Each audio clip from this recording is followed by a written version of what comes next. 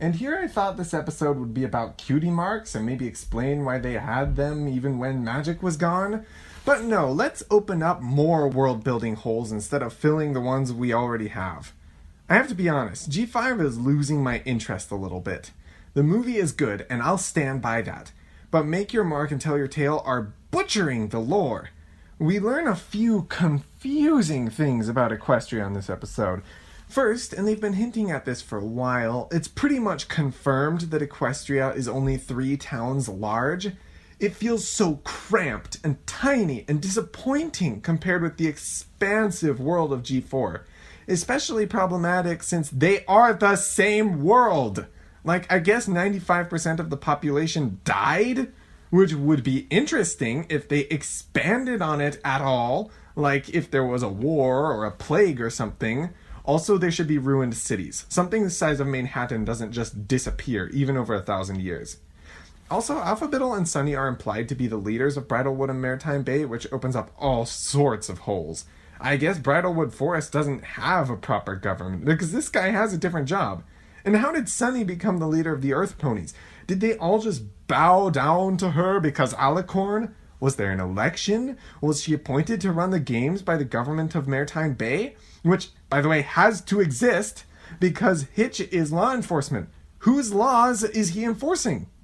To make the lore even more irritating, the crystals are getting to authoritarian levels of control. The slightest bit of disagreement and boom, we take your magic away. Oh, yeah! I suppose it makes sense. The first Equestria Games. And all of Equestria has won. Together. Well done, Sunny. The world of G5 keeps getting smaller and smaller. And questions like, how did they build the Crystal Bright House? Where did the dragon go? How did cutie marks appear with no magic? Go completely unanswered. The lore in G5 is internally inconsistent, even before we consider its connection to G4 and all the questions that opens up. I've seen a lot of bronies compare G5 to G3 for its lack of depth, and honestly, I see it. I still like the characters of G5, but hey, I like some of the G3 ponies too. The world of G5 is ridiculously shallow right now, which is especially upsetting considering that it is technically the same world as G4.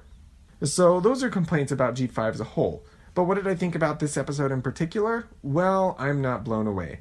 I'm not sure what's going on in the first clip of the episode, and it never really gets explained, and it doesn't have much to do with the rest of the episode. The episode is supposed to build Sunny's character, but the conflict she faces, that it's hard to be a leader, has no meaning to me, because I have no idea how she became a leader or in what context she's leading. See, when the world building sucks, the characters suffer for it. Oh hey, it's Gloomy Sonette. After how they've mishandled Posey, I think she's reclaimed her spot as best background pony. Okay, it's weird that the ponies competing aren't professional athletes. Like, the Equestria Games is equivalent to a casual basketball game at your local church. I guess that's what happens when a nation's population is reduced to 3 towns. No resources for a more competitive Olympic-type game. With the population being so small, I don't even know that there are professional athletes. I also have beef with this ending. I feel like banning magic in the games would have made more sense than allowing magic in the competitions. Now, the rowing competition isn't about rowing. It's about flying. Volleyball isn't about hitting the ball, it's about growing flowers.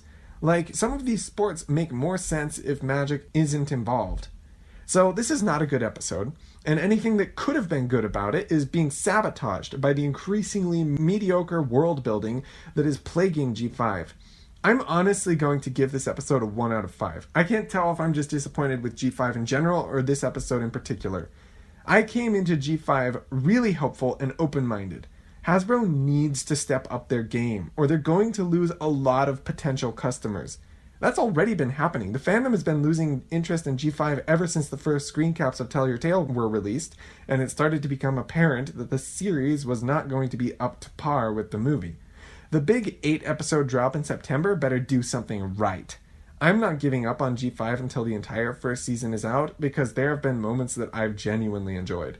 But when the movie came out last September, I was ready to die on the hill of G5. Now I'm worried that it's not a hill but a sinking ship. Get good, Hasbro. Peace out.